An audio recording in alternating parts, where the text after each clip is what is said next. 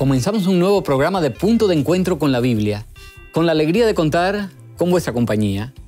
Continuamos con la serie Preparación para el tiempo del fin. Y en esta ocasión vamos a disfrutar del cuarto tema titulado La salvación y el tiempo del fin.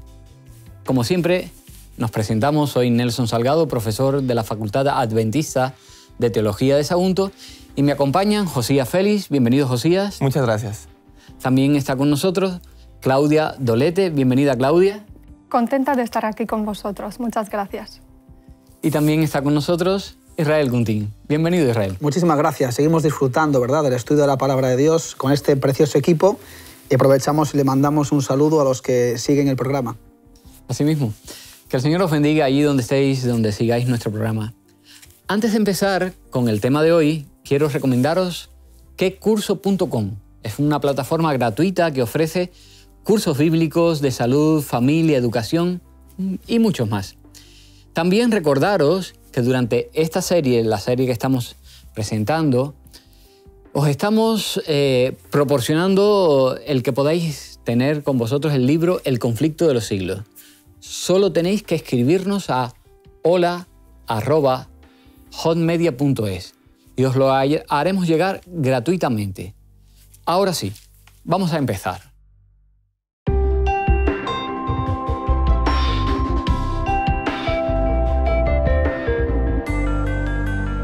En esto consiste el amor, no en que nosotros hayamos amado a Dios, sino en que Él nos amó y envió a su Hijo en propiciación por nuestros pecados.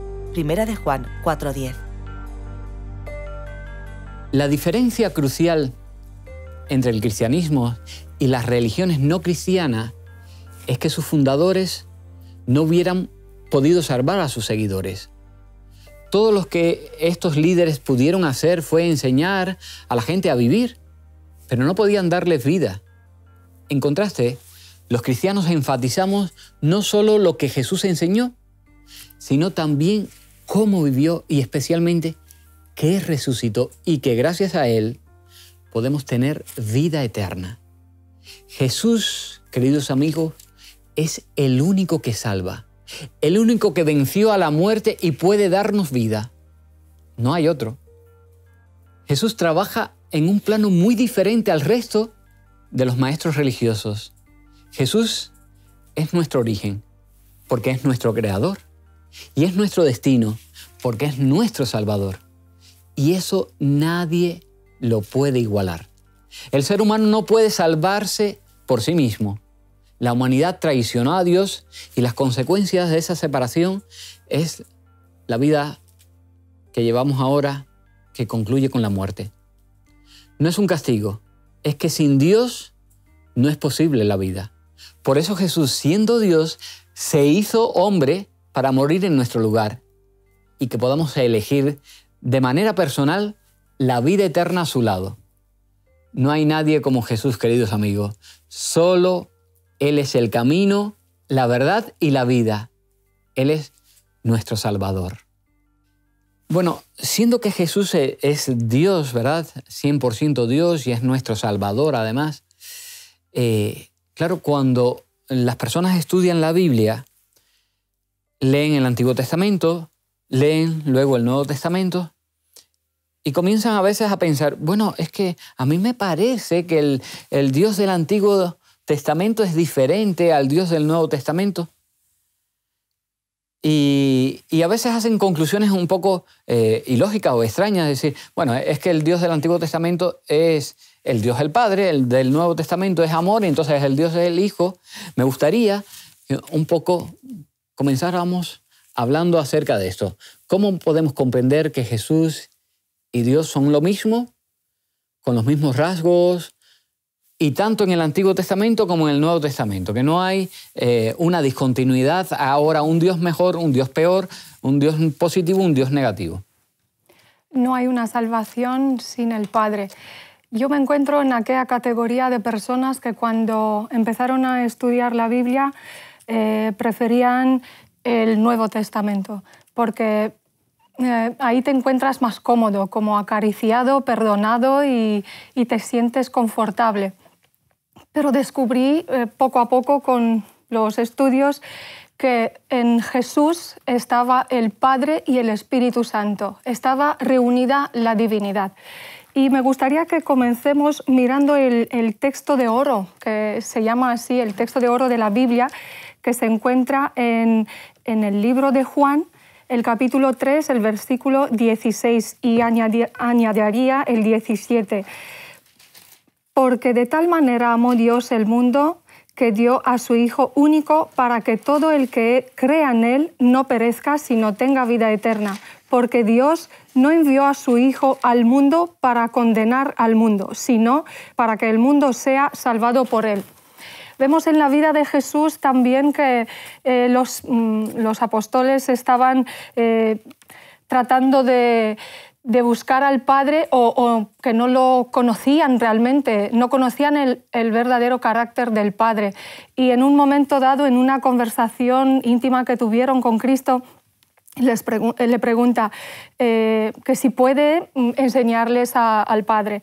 Entonces Jesús le responde: yo soy el camino, la verdad y la vida. Nadie viene al Padre sino por mí. Al conocerme a mí, conocéis también a mi Padre. Y ya lo habéis visto y ya lo conocéis. Felipe le dijo: Señor, muéstranos al Padre y nos basta. Jesús respondió: ¿tanto tiempo hace que estoy con vosotros y no me has conocido, Felipe? El Dios Padre, el Dios Cristo y el Espíritu Santo siempre han estado juntos desde el principio. Si comenzamos los primeros versículos de la Biblia, de la Santa Escritura, pues comienzan con: en el principio Dios creó los cielos y la tierra. La tierra estaba desierta y vacía. Tinieblas cubrían la superficie del abismo y el Espíritu de Dios se movía sobre las aguas. Entonces Dios dijo. Después vemos en Juan el capítulo 1, en el principio existía el Verbo. El Verbo estaba con Dios y el Verbo era Dios. Desde el principio estaba con Dios. Todas las cosas fueron hechas por Él y nada de cuanto existe fue hecho sin Él. Y vamos a ver quién era el Verbo, que lo vamos a encontrar también en Apocalipsis, que es un libro a continuación de la Génesis, ¿no? Lo encontramos en el capítulo 19 de Apocalipsis. Y su jinete se llama Fiel y Verdadero, que juzga y pelea con justicia. Sus ojos eran como llamas de fuego, y había en su cabeza muchas diademas. Tenía escrito un nombre que ninguno conocía, sino él mismo.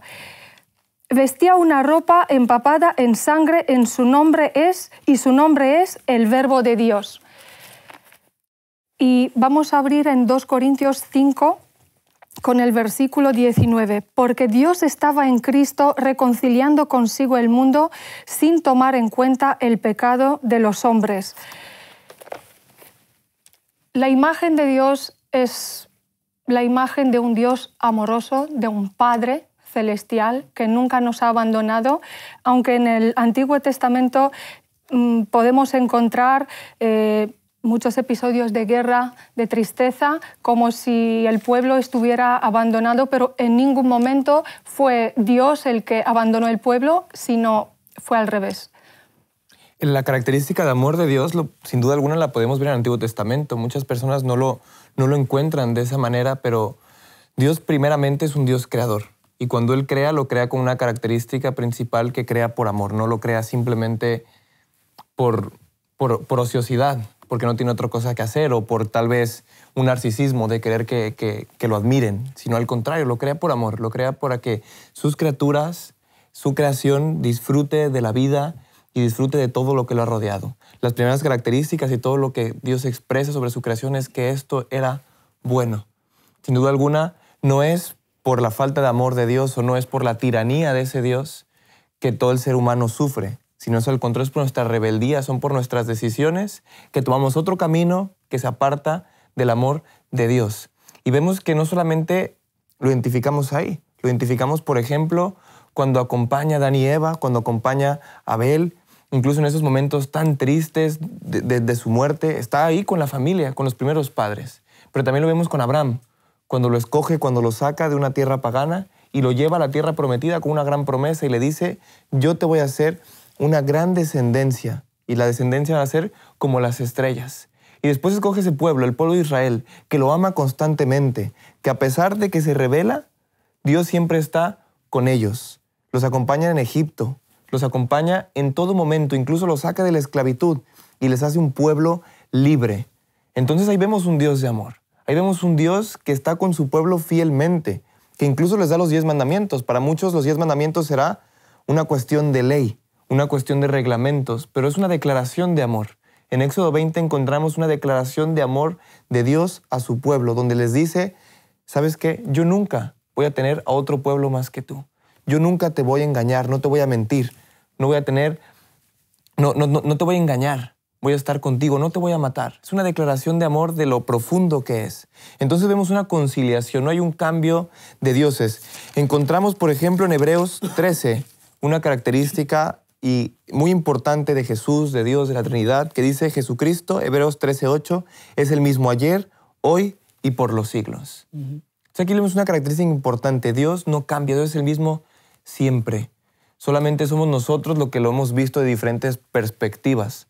Entonces, los primeros escritores ven a Dios de una manera y poco a poco Dios se va revelando ante ellos. La revelación, hay otro concepto muy importante que es la revelación progresiva. Por eso es que podemos ver y con mucha gente se puede confundir. Oye, mira, yo encuentro que en el Antiguo Testamento hay un Dios tirano. Pero cuidado, no es así. Probablemente sea la visión de una persona de esa manera. Pero nosotros tenemos que verlo todo como una unión, haciendo una analogía de la fe. Y cuando encontramos en Apocalipsis, en el último libro, es cuando ya viene la revelación de Cristo, de su venida, y todo se une en este libro que se llama Revelación, Apocalipsis, y podemos encontrar a ese Dios amante siempre, en el Antiguo Testamento, en el Nuevo Testamento, ayer, hoy y siempre. Hablábamos en programas anteriores en el que el gran conflicto cósmico que empezó en el cielo, ¿verdad?, con la rebelión de Lucifer, uno de los elementos o de las estrategias que él tuvo fue distorsionar la imagen de Dios, distorsionar el carácter de Dios. Y desde luego que podemos ver que en muchos casos ha podido conseguirlo, ¿no? Porque el ser humano, pues, a lo largo de la historia siempre ha podido ver, pues, esta idea. Los escritores del Antiguo Testamento podían ver a veces ese Dios, ¿no?, donde a lo mejor tenía más bien una tendencia sobre la ira, el castigo, y enfatizaba mucho más en eso. Pero cuando leemos el Antiguo Testamento en una visión de conjunto, vemos que Dios es un Dios de amor, es un Dios que tanto Dios Padre, Hijo y Espíritu Santo están los tres siempre unidos en la labor de la creación y en la labor de la salvación. Y entonces vemos a un Dios, pues, misericordioso, un Dios que cuida, que protege, que acompaña, que hace milagros, paciente, que está constantemente aguantando las rebeliones y las críticas de corazones orgullosos constantemente de un pueblo que básicamente la historia del Antiguo Testamento es un pueblo rebelde contra Dios y un Dios que está tratando por todos los medios de atraerlos hacia su amor, ¿no? El texto de Jeremías 31:3 dice: con amor eterno te he amado y te he atraído con mi gracia, ¿no? Y entonces esos lazos de amor por los cuales Dios siempre trató de buscar al pueblo, el problema no era Dios, el problema era la imagen que tiene el hombre de Dios. Por eso cuando viene Cristo, en Gálatas 4:4, dice el texto que llegado el cumplimiento del tiempo, entonces Dios envió a su Hijo para que él pudiera representar y poder darle lugar al carácter de Dios que le correspondía. Entonces hay un montón de textos en la Biblia, en el Antiguo Testamento y en el Nuevo, donde podemos ver que Dios es un Dios misericordioso. Éxodo capítulo 33, versículo 6, dice Moisés: Señor, Señor, Dios compasivo y bondadoso, lento para la ira y grande en amor y fidelidad. Ese es el Dios que nosotros creemos y el Dios en el que uno de los discípulos, Juan, cuando escribe Primera de Juan, capítulo 4, versículo 8, dice, así de sencillo, Dios es amor. Además vemos que también todo el Antiguo Testamento está repleto de textos bíblicos señalando la venida de ese Mesías. Entonces, si nosotros representamos en Cristo la máxima revelación del amor, pues todo el Antiguo Testamento se pasa anunciando, miren, los voy a amar de la manera que más se pueden imaginar. les voy a entregar mi hijo. Y constantemente está anunciando a ese hijo, a ese Mesías que iba a venir a libertarlos. Entonces, no podemos separar el Antiguo y el Nuevo Testamento. No podemos decir, bueno, en el Antiguo Testamento Dios es un Dios tirano. ¿Por qué no? Porque se pasa anunciándoles al pueblo de Israel constantemente que su Salvador iba a venir, que se iba a entregar Él mismo para su pueblo. Entonces, hay una unión muy, muy, muy fuerte. Porque uno, en el Antiguo Testamento, anuncia que su hijo va a venir. Y sobre todo en el Nuevo Testamento ya se ve a ese hijo viniendo y muriendo por nosotros y consumando todas las cosas. Una de las razones por la que vino Cristo fue para mostrar el carácter de su Padre, mostrar la verdad sobre el carácter de su Padre, porque estaba acusado de que no es un Dios de amor, que las leyes suyas no son buenas. Recordamos el acusador, el engañador, lo que hizo. Una cosa es clara también y la entendemos leyendo textos de la Escritura cuando hablamos de Dios Padre, porque aquí tenemos en el Éxodo, el capítulo 33, un texto que nos dice, aquí hablaba Dios, el Señor respondió, haré pasar toda mi bondad delante de ti y proclamaré mi nombre ante ti. Tendría misericordia de quien yo quería y seré clemente con quien yo quiera. Dijo más, no podrás ver mi rostro porque ningún hombre que me verá y quedará vivo. Sí, ese texto es muy importante porque lo que trata de decir aquí es que Dios se quiere mostrar con gran amor hacia el ser humano. Y es por eso que intentó de todas las maneras poder llamar su atención. Y una de esas fue esas representaciones preciosas, que es cuando entrega los 10 mandamientos, que es un momento espectacular donde les muestra su grande amor. Y los amigos que siguen el programa, puede ser que alguna vez, ¿verdad?, hayan incluso escuchado cómo se representa el nombre de Dios o cómo se representa a Dios, y a veces como una especie de Dios tirano, castigador. Y es lo que pasa con muchas personas que creen que el Dios del Antiguo Testamento es así.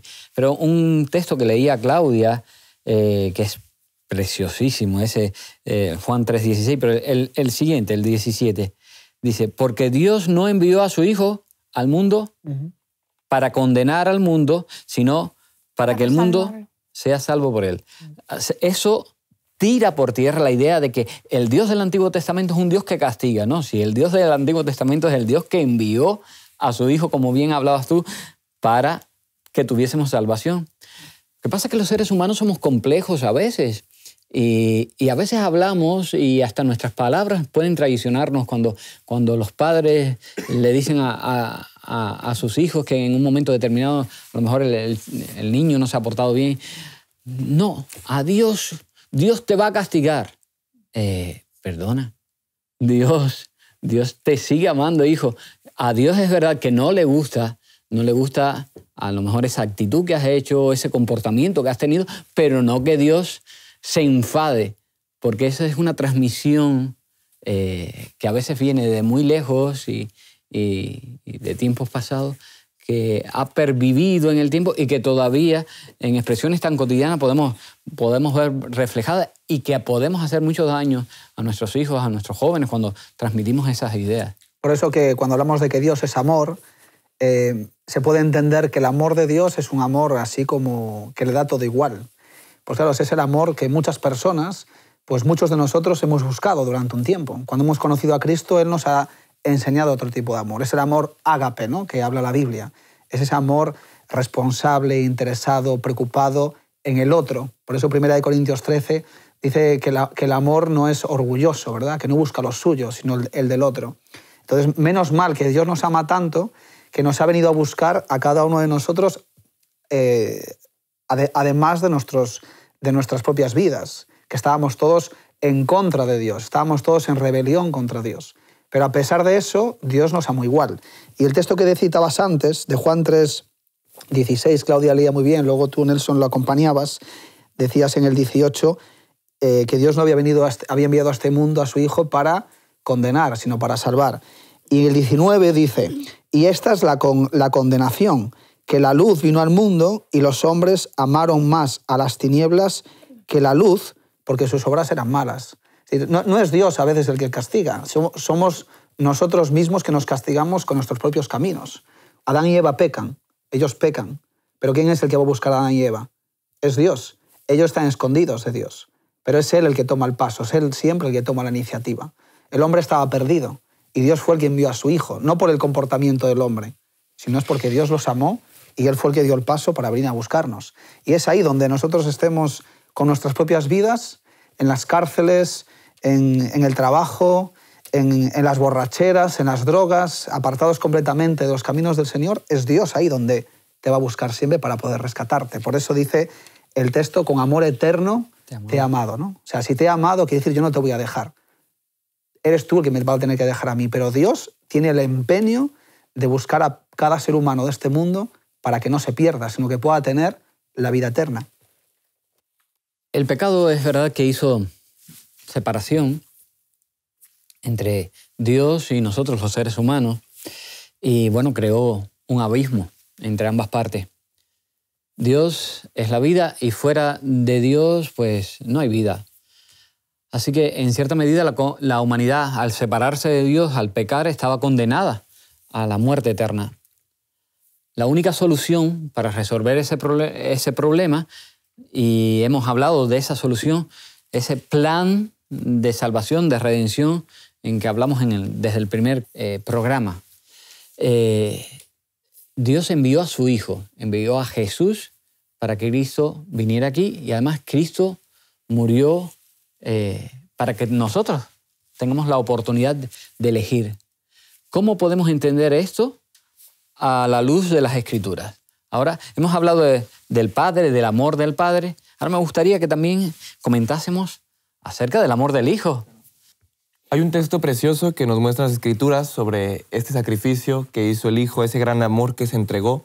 Y dice así, está en Hebreos 9, si gustan acompañarme, a los que siguen el programa. Dice, y no entró para ofrecerse muchas veces, como entra el sumo sacerdote en el lugar santísimo cada año con sangre ajena. De otra manera le hubiera sido necesario padecer muchas veces desde el principio del mundo. Pero ahora, en la consumación de los tiempos, se presentó una vez para siempre por el sacrificio de sí mismo, para quitar de en medio el pecado. Y de la manera que estableció para los hombres que mueran una sola vez, y después de esto el juicio.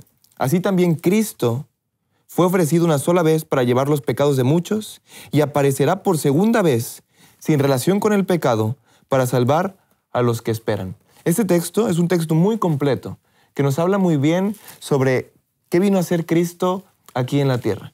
Cristo vino a entregarse, como muy bien lo dice Filipenses. Filipenses también habla de una manera preciosa, la manera en cómo Cristo se entregó, del 5 al 8, también me gustaría leerlo. Dice, haya pues en vosotros este mismo sentir que hubo también en Cristo Jesús, que Él, siendo en forma de Dios, no estimó al ser igual a Dios como cosa a que aferrarse. Hablando un poco en el contexto de este conflicto, el conflicto de los siglos, este conflicto en el que nos encontramos. Lo hemos leído muy bien en los textos de Ezequiel, lo hemos leído muy bien en Ezequiel 28, como lo hemos dicho, y lo hemos visto en los temas anteriores. Cómo Lucifer en ese momento intentó ser como Dios y cómo Jesús no estimó dejar de ser como Dios para volverse ser humano. Entonces vemos aquí la diferencia de carácter. Uno que quiere algo que no le corresponde y otro que lo deja para venir a acercarse con nosotros. Así lo dice Filipenses. No estimó ser igual a Dios como cosa que aferrarse, sino que se despojó a sí mismo, tomó la forma de siervo y se hizo semejante a los hombres. Más aún, hallándose en la condición de hombre, se humilló a sí mismo, haciéndose obediente hasta la muerte y muerte de cruz. Es un texto precioso que nos habla muy bien de este concepto de la muerte, cómo Cristo se entregó. Nosotros al separarnos de Dios vemos a veces el pecado como simplemente acciones aisladas. Pero el pecado no es una acción aislada, el pecado es la separación que tenemos nosotros con Dios. Cuando nosotros nos separamos de Dios, perdimos la fuente de la vida. Entonces, en este momento tenemos un problema. Estamos ceñidos por consecuencias de nuestras acciones a una muerte. Una muerte, pero se nos promete que esa muerte no es eterna. Se nos promete que esa muerte no es para siempre, sino será una muerte que desaparecerá un sueño. Estaremos muertos porque estamos condenados a ello. Pero Cristo, que murió, como dice Hebreos, una sola vez, que tuvo esa muerte, que experimentó la muerte, es porque nos puede resucitar y nosotros no tendremos que experimentar esa segunda muerte que será por la eternidad. Esa muerte ya no nos corresponde a nosotros si nosotros nos aferramos a Cristo. porque Él es el que venció la muerte. Él es el que venció y terminó y culminó la muerte. Lo vemos en Apocalipsis 25, si gustan acompañarme. Apocalipsis 25 dice, pero los otros muertos no volvieron a vivir hasta que se cumplieron 1000 años. Esta es la primera resurrección. Aquí nos habla que Cristo, cuando venga por nosotros, va a resucitarnos a todos nosotros, a todos los que hayan descansado en Él y no van a estar ahí resucitados, le van a poder ver y no tendrán que experimentar esa muerte eterna, donde ya nunca más volverán a existir. Entonces, aquí nos habla muy bien de ese amor de Cristo, que incluso puede llegar hasta la muerte, experimentarla en su propia carne para que tú y yo, nosotros, no experimentáramos esa muerte eterna, para que nuestra muerte pudiera tener una salvación, una solución, para que esa condena y consecuencia no nos afectara a nosotros. Sí, vamos a morir, pero probablemente aunque muramos tengamos una esperanza, y la tenemos en Cristo Jesús, de que la muerte está vencida y que la muerte no será para siempre si nosotros estamos cogidos de la mano de Cristo. Hay un texto aquí en Apocalipsis 1 con el versículo 18. Soy el que vivo. Estuve muerto, pero ahora vivo por los siglos de los siglos. Y tengo las llaves de la muerte y del sepulcro. Por eso el que muere en Cristo, Jesús siempre la muerte habló como un sueño. Por lo tanto, cuando cualquiera de nosotros, ¿verdad? Todos hemos perdido seres queridos que hemos amado y que ya no están con nosotros, están descansando, dice la Biblia, nada saben, nada oyen, simplemente han dejado de existir. Cuando Cristo viene, dice el apóstol Pablo, que no dejemos, que no olvidemos esa esperanza que tenemos, porque es lo que nos ayuda a seguir viviendo pues, esta vida con motivación e ilusión. Me acordé de una historia que se encuentra en Génesis capítulo 28, versículo 10 en adelante, cuando es la historia de Jacob. Jacob, pues resulta que él había tomado la decisión de engañar a su familia, de engañar a su hermano con la primogenitura. Él trató de usurpar y quitarle la primogenitura, digamos que era la bendición del primer hijo, no era para él, era para su hermano Esaú. Y sin embargo, pues Jacob pues, lo engañó a su padre y se la robó. Así que como consecuencia de esto, como consecuencia de haber hecho mal, pues tuvo que huir de su casa, dejar de ver a su padre y dejar de ver a su madre y dejar de ver a su hermano, que el hermano lo quería matar por haberle robado la primogenitura. Entonces, en esas circunstancias de haber hecho mal, pues tenemos ahí un joven que tiene que partir, hablamos, ¿verdad?, de hace muchísimos años, pues a un lugar ajeno y prácticamente sin un rumbo o propósito de vida. Podemos decir que era un muerto en vida. Su angustia, su decepción, su soledad, apartado de su familia, pues le perturbaban constantemente. Sin embargo, Jacob, en esa depresión, pues se duerme y tiene un sueño. Y en ese sueño, dice el capítulo 11 en adelante, que lo que vio en ese sueño fue una escalera que unía el cielo con la tierra. Y ángeles de Dios subían y descendían por ella. Y vio al Señor en lo alto de ella, que le dijo así: yo soy el Señor, el Dios de Abraham, tu padre y el Dios de Isaac. La tierra que estás acostado te la daré a ti y a tus descendencias. Y entonces Dios le hace esta promesa. Pregunto, ¿se la merecía? No se la merecía. Entonces vemos ahí esa promesa, esa escalera apoyada en la tierra y subida hasta el cielo, por donde bajaban ángeles de Dios, subía y bajaban, representa a ese Cristo. Alguien que ha podido unir el abismo del pecado. Como bien decías antes, Nelson, el pecado ha separado constantemente a nosotros de Dios. Estábamos completamente perdidos. Y nosotros ahora mismo que estamos en vida, tenemos la posibilidad de vivir agarrados a esa escalera, ¿no?, que simbólicamente representa a Cristo Jesús. Saber que estamos unidos al cielo y saber que tenemos el cuidado de Dios y de los ángeles. Entonces, en estos últimos tiempos, justo de lo que estamos hablando en contexto con este tema, es que Cristo ya ha vencido la muerte. Cristo ya ha vencido incluso esa muerte de la que nos habla Israel, esa muerte espiritual y terrenal, y puede hacer resucitarnos a nosotros mismos, nuestra vida espiritual, puede hacer resucitar nuestras ganas de vivir. También puede hacernos resucitar de esa muerte temporal, de ese sueño, y sobre todo nos puede dar la vida eterna. Hay un texto precioso en Romanos, una promesa que sin duda alguna es muy buena. La tenemos en Romanos 8, 38 y 39. Dice así: por lo cual estoy seguro de que ni la muerte, ni la vida, ni los ángeles, ni los principados, ni potestades, ni lo presente, ni lo porvenir, ni lo alto, ni lo profundo, ni ninguna otra cosa creada nos podrá separar del amor de Dios. Pero agrega que es en Cristo Jesús, Señor nuestro. Es un texto precioso, donde nos habla de una promesa que Cristo, por medio de Él, nada nos podrá separar del amor de Dios. Él es nuestro mediador. Él es el que intercede por nosotros constantemente y Él es el que ha tendido un puente que nos conecta con el Padre y sobre todo nos da la vida eterna, y una vida eterna que podemos empezar a disfrutar hoy en nuestros días. Cuando vamos al relato de Juan, capítulo 11, donde contiene ese relato de la muerte de su amigo Lázaro, ¿verdad? Capítulo 11, versículo 11, nuestro amigo Lázaro duerme. Voy pues a despertarlo. Y los discípulos no entendían. Bueno, esto que duerme, bueno, Señor, le dicen, si duerme sanará. Claro, en aquella época no había una medicina muy desarrollada, pues si se acuesta el enfermo y se pone a dormir, pues ya mejorará. Y Jesús, que ve que no han entendido, le dice, no, perdona. Dice, ellos pensaban que hablaba del reposar del sueño, y Jesús les dice, no, le dijo claramente, Lázaro ha muerto. Pero es curioso porque Lázaro ha muerto, pero cuando Jesús llega y se encuentra con Marta, a Marta le dice, Marta, tu hermano resucitará. Y Marta dice, ay, verdad, vas a resucitar, pero aquel día. El versículo 24 de ese capítulo dice, Marta le dijo, yo sé que resucitará en la resurrección en aquel día posterior. Y Jesús le dijo, no te equivoques, Marta. Claro, muchos van a resucitar en el día postrero, pero yo soy la resurrección y la vida. El que cree en mí, aunque esté muerto, vivirá. Y yo estoy ahora aquí. Y le dio vida de nuevo a Lázaro.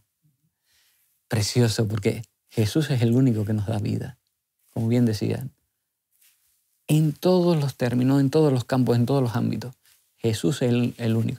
Es ese gran Dios de amor que desciende a tomar al hombre en el sitio donde está, a rescatarlo y a darle la posibilidad de la vida eterna. Así que hablamos de Dios el Padre que es amor también, envía a su Hijo y su Hijo viene a mostrarnos al Padre en el diálogo que tiene con Tomás. Tomás le dice, Señor, muéstranos al Padre. Bueno, a ver, aquí qué pasa. Tomás, si me has visto a mí, ya has visto al Padre. Tanto tiempo andando con vosotros y estáis preguntando esto. Así que Dios se hace real cuando se encarna en Jesús. No porque no existiera antes, sino porque Jesús permite que podamos conocer un poquito más la realidad de Dios, de la divinidad. Yo soy el camino, la verdad y la vida, declara de sí mismo. Sí, y nadie además puede ir al Padre si no. A veces vemos en Dios la idea de la grandeza, ¿no? O sea, el hecho de que Dios sea grande, todopoderoso, ¿no? Omnipresente, pero sin embargo, en lo pequeño Dios también es así de bueno, porque así como Dios se encarnó, ¿sí?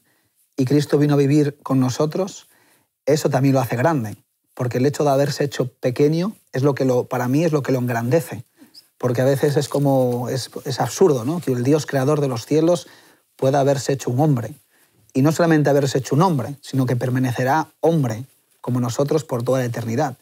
Ese es el Cristo que vino a este mundo y que vivió, resucitó, haciéndole frente al pecado y haciéndole frente a su enemigo, ¿no? Y ese es el Dios que desde luego lo hace grande, porque es el Dios el que más sirve, es el que más reconocimiento tiene en todo el universo. Y a veces simplemente vemos a Dios ahí lejano en las estrellas, lejano ahí como si fuera un ente, ¿no? O alguien así que no es material. Sin embargo, el Dios que nosotros creemos, que la Biblia representa aquí, es un Dios que es una persona. Es una persona que nosotros somos creados a su imagen. Somos un pequeño... Y un Dios vivo. Reflejo, y un Dios vivo. Y ese Dios grande, así es grande, también se hace pequeño. ¿Por qué? por amor a nosotros, quiere estar cerca con nosotros, quiere vivir en nuestra presencia. Alguien que ha podido, que no tenía pecado, pero que se hizo pecado por nosotros, vivir en este mundo y tener que, un Dios con una santidad increíble, tener que estar viviendo y conviviendo con todo tipo de aberraciones y de cosas en su entorno, ¿no? E incluso llegar hasta lo último en la soledad por amor hacia nosotros. Porque Jesús mismo en la cruz podía haberse bajado de la cruz y haberse marchado para el cielo y decir, ahí os quedáis. Y nadie le hubiera dicho nada. Sin embargo, ahí, a pesar de la soledad, a pesar de nuestro rechazo, a pesar de la falta de reconocimiento que ha tenido sus amigos incluso en ese tiempo y nosotros hoy, Jesús siguió adelante por cada uno de nosotros. Para mí eso es lo que le engrandece a Dios, a este Dios que es vivo, que es real y que está preocupado por cada una de nuestras vidas. Y algo que mencionaste antes, así de pasada, soslayo, que sería bueno matizar.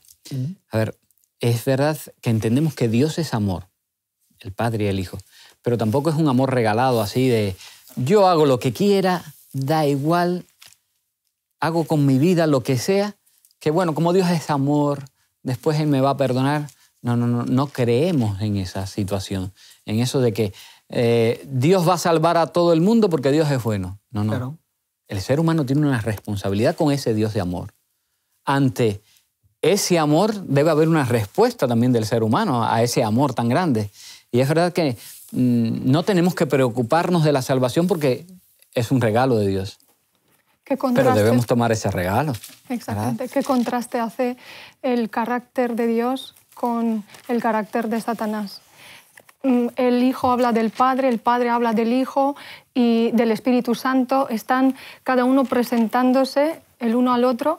En cambio, Satanás habla de él y habla mal de los demás. Claro. El hecho de que Jesús viniera a este mundo, Él vino por varias cosas. La más importante, venir a salvarnos, pero para reflejar el carácter del Padre. Pero salvarnos de las garras del pecado y de las garras de nuestra propia vida, de la esclavitud del pecado. Entonces, si ahora estamos en Cristo, nueva criatura somos. Lo que se trata el plan de salvación y el anterior programa hemos hablado del santuario, precisamente lo que nos lleva una vez que conocemos a Jesús es a crecer, o sea, crecer hacia arriba, no para deteriorarnos más. Entonces, el plan de salvación lo que trata es de que podamos volver a reflejar nuevamente el carácter de Cristo en nuestras vidas. Por eso, ese amor de regalado de cualquier forma en el que, bueno, tú ya crees en mí y ya está, ¿no? No, Jesús claro que cree en ti, claro que tú puedes creer en Él, claro que tú puedes aceptar la salvación, pero luego están los frutos de que si hemos realmente aceptado a Cristo como nuestro Salvador o no. Esto lo resume Juan en el 1 de Juan, capítulo 2, y él habla bastante de esto y Pablo también. En esto sabemos que amamos a Dios si guardamos sus mandamientos. El que dice yo le conozco y yo lo amo, pero no guarda sus mandamientos, pues es un mentiroso, es decir, se engaña a sí mismo. Los mandamientos de Dios es la consecuencia, es el efecto de que nosotros hemos aceptado a Jesús como nuestro Salvador y lo aceptamos. Eso se ha de ver. Si yo acepto a Jesús, pero sigo siendo un mentiroso, sigo siendo un ladrón, sigo siendo, pues, viviendo de la misma forma que vivía antes, pues hombre, yo podré seguir viviendo, pero luego tendré las consecuencias. Y la Biblia me dice que yo podré pensar lo que quiera, pero si yo no tengo frutos, y los frutos son siempre hacia los demás, sobre todo en el amor hacia mi prójimo, entonces estoy viviendo engañado. Hay un texto muy bueno que es con relación a lo que han comentado, que dice, Dios estaba, 2 Corintios 5, 19, dice, Dios estaba en Cristo reconciliando consigo al mundo, no tomándoles en cuenta a los hombres sus pecados. Y es como ustedes bien decían, a veces parece que ese amor es regalado, ¿no? Pero aquí dice no tomándoles en cuenta a los hombres sus pecados, pero es que no tomarles en cuenta sus pecados ha tenido un precio. Y ese precio ha sido la sangre de Cristo Jesús. Es que no ha sido simplemente gratuito, sino alguien ha tenido que pagar la deuda. Entonces tenemos que reflexionar en ese amor que se entregó, que fue abnegado, que entregó sus derechos para amarnos, para que nosotros pudiéramos ser salvos. Y el precio de nuestra reconciliación ha sido la sangre de Cristo. O sea, ha tenido un precio. Alguien lo ha pagado por nosotros. Como muy bien dice Israel, nuestra carácter tiene que llevarnos a una gratitud hacia Dios. Porque finalmente nosotros hemos sido salvos porque alguien se entregó por completo hasta la muerte. Hemos estado en esta serie hablando del gran conflicto, hemos hablado de Satanás en ese momento que tuvo cuando se rebeló contra Dios. Y en este programa estamos hablando de Dios. Hemos hablado de Dios el Padre, de Dios el Hijo, y por supuesto tendríamos que hablar también de la tercera persona de la deidad, de la divinidad, del Espíritu Santo. Y me gustaría que comentásemos, en el tiempo que tenemos ahora por delante, que hablásemos posiblemente de la persona menos conocida y que a veces hay personas que no entienden muy bien, no comprenden muy bien. Que hablásemos del Espíritu Santo. Bueno, el Espíritu Santo sí que es cierto que el concepto del Espíritu Santo siempre estuvo ahí como difuminado y como apartado. Debe ser una característica que tiene el Espíritu Santo de vivir siempre como si fuera al margen, ¿no? Como siempre oculto ahí en la humildad. Se habla mucho de Dios Padre, de Dios Hijo, pero en la Biblia se habla muchísimo del Espíritu Santo. Sin embargo, sí que a lo largo del tiempo pues parece ser que el Espíritu Santo no ha sido muy reconocido, pero sí que es cierto que hasta hace unos años en la iglesia, en las iglesias cristianas se ha cogido mucho más protagonismo, ¿no? El Espíritu Santo es otra persona de la divinidad. Lo encontramos ya en el libro de Génesis capítulo 1. El Espíritu de Dios se movía por la faz de las aguas, estuvo ahí en la creación, estuvo ahí en el plan de salvación, está ahí desde la eternidad. Es Dios. Mucha gente lo tiene como si fuera un ente, como si fuera la parte amorosa de Dios, pero no como una persona. Sin embargo, la Biblia nos dice que el Espíritu Santo es ese consolador, nuestro defensor, nuestro abogado. Cristo mismo le dio un protagonismo espectacular. No le dio el protagonismo, ya lo tenía el protagonismo, sino que Jesús, pues como que habló de él, como que iba a quedar aquí otro consolador, es decir, iba a hacer el papel que hacía Cristo, pero como Cristo se había hecho hombre, pues el Espíritu Santo podía alcanzar todos los corazones de los hombres sin tener que haberse hecho carne, como lo hizo Cristo. Y aquí en Juan capítulo 16 dice Jesús, versículo 5, ahora vuelvo al que me envió, y ninguno de vosotros me pregunta, ¿a dónde vas? Antes, porque os dije esto, la tristeza ha llenado vuestro corazón. Y los discípulos de Jesús, antes de la partida, están tristes debido a que Jesús le está diciendo que tiene que marcharse. Sin embargo, os digo la verdad, os conviene que me vaya, dijo Jesús, porque si no me fuera, el Consolador no vendría a vosotros, pero al irme os lo enviaré. Y cuando Él venga, os convencerá al mundo de pecado, de justicia y de juicio. De pecado porque no creen en mí, de justicia porque voy al Padre y no me veréis más, y de juicio por cuanto el príncipe de este mundo ahora ya está condenado. Cuando venga el Espíritu de verdad, Él os guiará a toda la verdad, porque no hablará de sí mismo, sino que hablará todo lo que oiga y os hará saber lo que ha de venir. Jesús mismo, son las palabras de Él que está diciendo estas cosas. Le está dando lugar al Espíritu Santo para que Él pueda convencernos, del pecado, que Él pueda mostrarnos realmente quién es Jesús, que podamos interpretar la Biblia de manera correcta y que pueda el Espíritu Santo tener lugar en nuestra mente para que nos pueda enseñar a cómo tener que conducirnos, cómo tener que pedir perdón, cómo tener que orar, cómo poder estudiar la Biblia, cómo poder relacionarnos con los demás. El Espíritu Santo dice en la Biblia que se entristece, dice que es nuestro abogado, nuestro defensor, y que es alguien que está ahí porque es alguien que también nos ama, como nos ama Dios Padre y Dios Hijo. Por lo tanto, el Espíritu Santo deja de ser ese ente, ¿no? o ese algo místico que muchos han llegado a pensar, sino es la tercera persona de la divinidad que desde luego cobra un protagonismo increíble para nuestro tiempo. Hay un texto en relación con lo que estás diciendo que lo menciona en Romanos 8, justamente cuando está hablando de Cristo y va a introducir que somos más que vencedores en Él. Y antes de ello introduce una parte muy importante como introducción, el 8:26 de Romanos, dice, de igual manera el Espíritu nos ayuda en nuestra debilidad, como bien decías Israel, pues ¿qué hemos de pedir como conviene?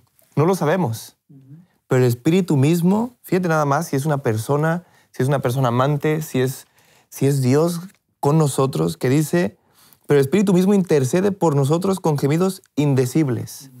Y este detalle es importantísimo, el que le sigue, pero Él escudriña los corazones y sabe cuál es la intención del Espíritu, porque conforme a la voluntad de Dios, intercede por los santos.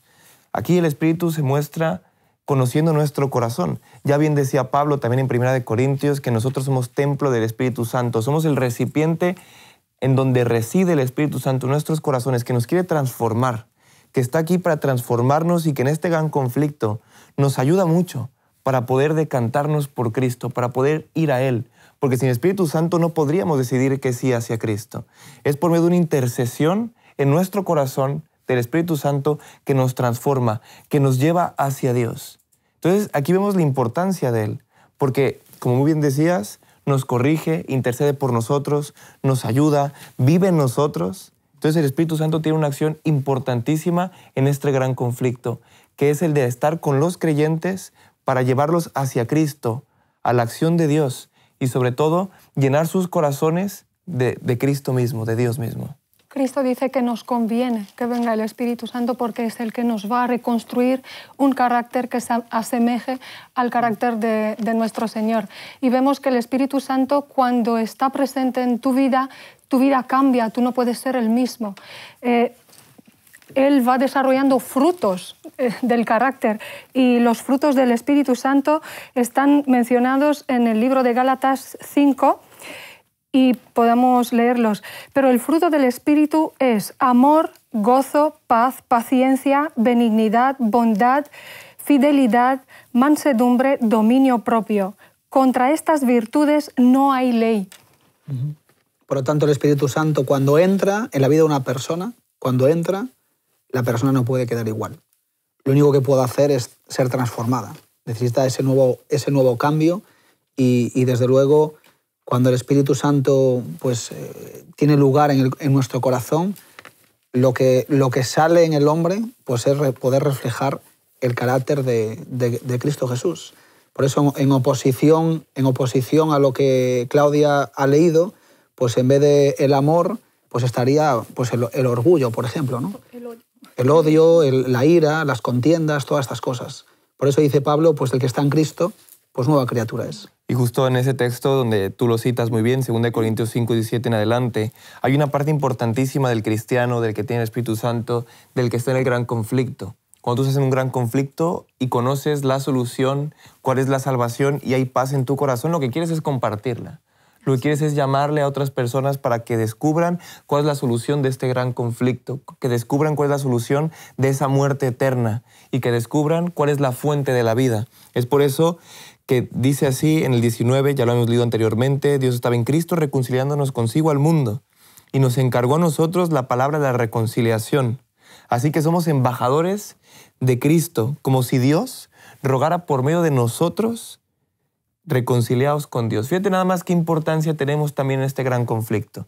Dios primero viene a nuestras vidas, nos transforma, nos da dones, pero nos dice, te voy a dar don a ti, ¿para qué? Para que seas embajador en mi nombre y vayas al mundo y les prediques que en este gran conflicto hay una solución. Entonces tú prediques reconciliados con Dios, dejen de estar peleados con Él, ámenlo porque realmente Él ha dado todo, ha entregado a su Hijo para que ustedes pudieran tener la vida eterna. Pues sí, queridos amigos, la verdad es que tenemos un Dios tan grande, ¿verdad? Aunque no podamos comprenderlo plenamente, abarcar todo lo que implica la divinidad, Dios Padre, Hijo, Espíritu Santo, pero sí te deseo este último texto, echando toda vuestra ansiedad sobre Él, porque Él tiene cuidado de vosotros. Está en 1 de Pedro, capítulo 5, versículo 7. Echa la ansiedad sobre Jesús. Querido amigo, se nos llama a llevar una vida santa, pero esta vida es el resultado de haber sido salvados por Jesús, no el medio para lograr esa salvación. El amor de Dios nos insta a ser fieles, pero nuestro Salvador es solamente Cristo. Si queréis profundizar más en este tema, os invitamos a escribirnos a hola@hotmedia.es. Al final del tiempo hemos de ser hallados fieles y obedientes.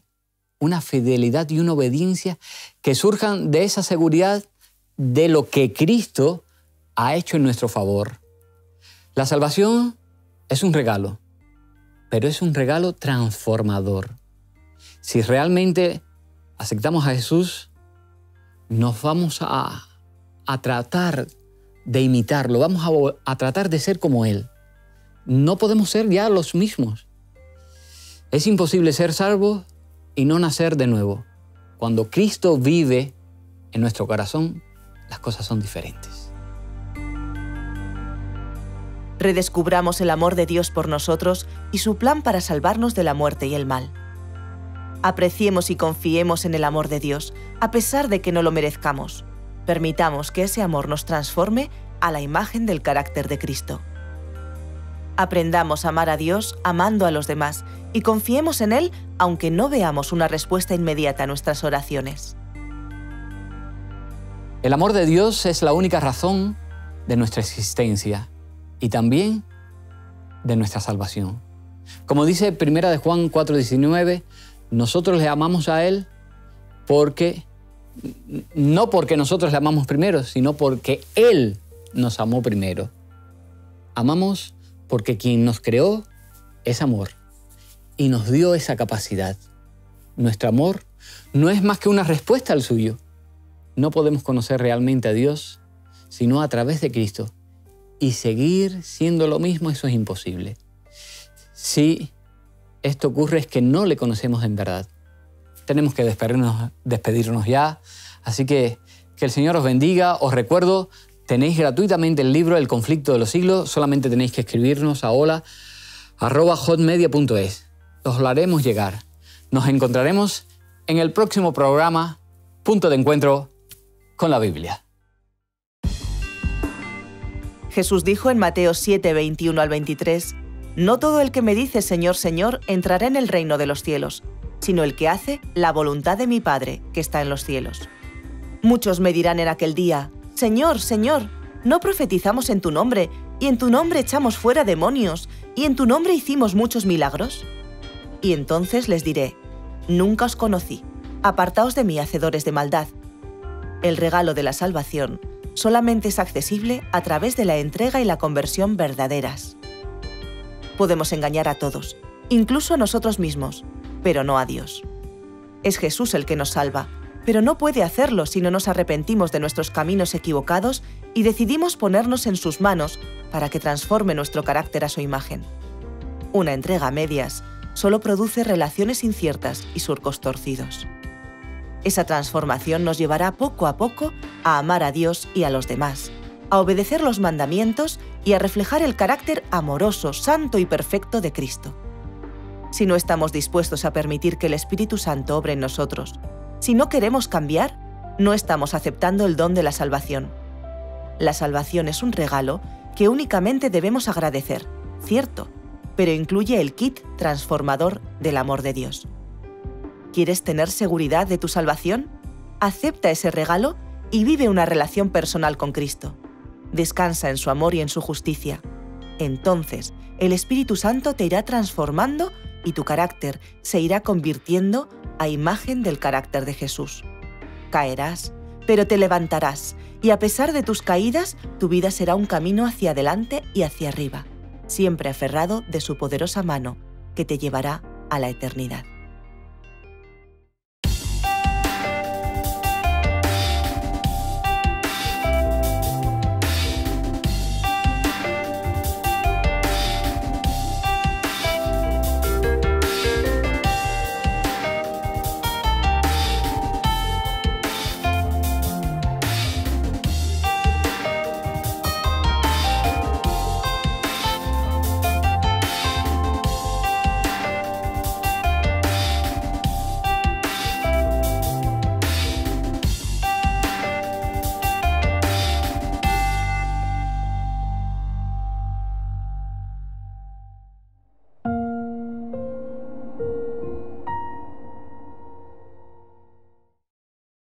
¿Quieres realizar cursos gratuitos sobre salud, familia, temas espirituales y mucho más?